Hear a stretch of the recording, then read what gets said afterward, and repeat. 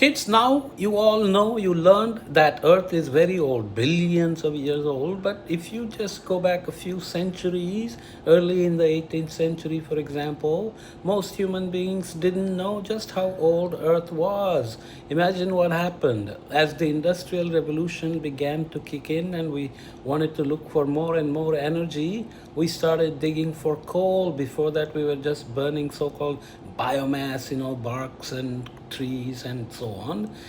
Digging for coal led us to realize that Earth has all these layers, and those layers have different thicknesses and different materials, and they have slopes as if the continents had been ruptured and moved around, and so on and so forth.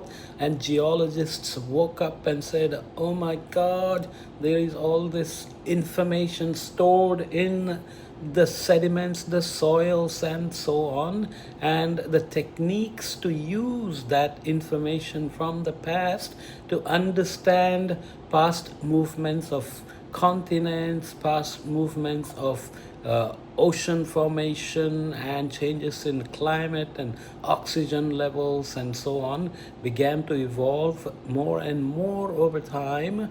We now use all kinds of isotopes, oxygen, carbon, nitrogen, and so on to determine. We are using ice cores, we are using ocean sediments, we are using tree rings, we are using corals, we are using speleothems, or those stalactites and stalagmites in the caves, to understand how climate has varied in the past at various levels. There are many processes in the Earth system that fractionate things so you can split things when photosynthesis happens.